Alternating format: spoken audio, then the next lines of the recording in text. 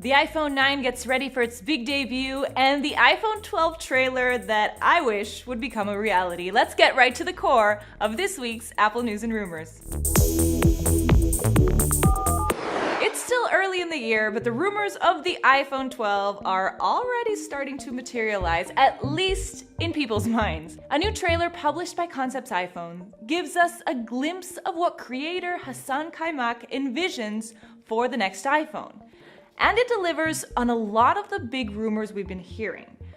But the truth is, there's also a whole lot of wishful thinking going on in this video. First off, that notchless screen. There's also that USB-C charger, new horizontal camera module, and yeah, that keyboard projector would be awesome, but probably not gonna happen.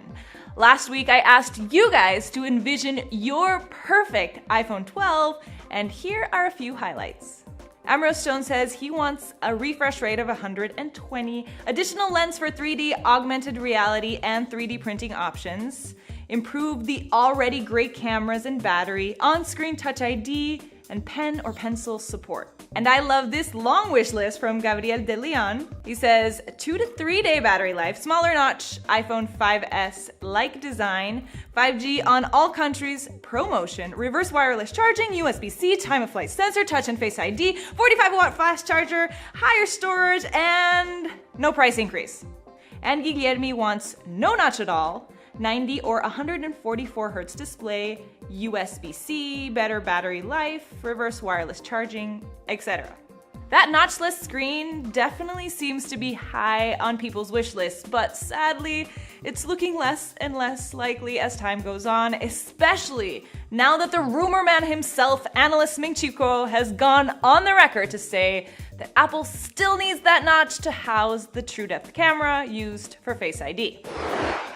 The Apple Watch is also up for a refresh in September, and Apple's latest patent could hold clues about where the company's headed with the smartwatch.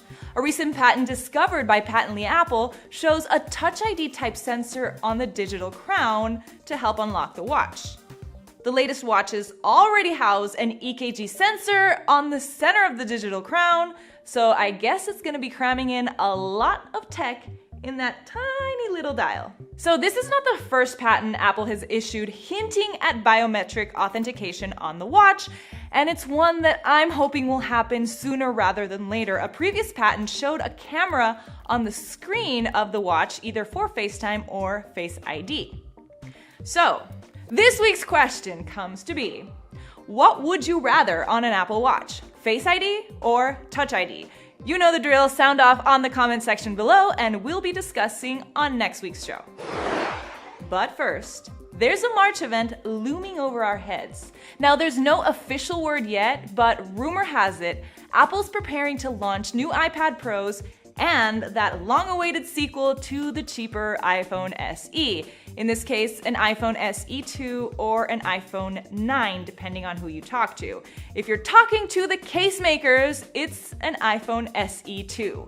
This week, Casemaker totally went on a limb here and opened up pre-orders for an iPhone SE 2 case on its website. Now, we have no way of knowing whether or not Apple gave them some kind of guidance as to the design, but hey, at least they do seem to go along with what we've heard in terms of the rumors, that the iPhone SE 2 will look almost exactly like the late iPhone 8, except with a much faster processor inside. In this case, the same processor that's in the current iPhone 11s.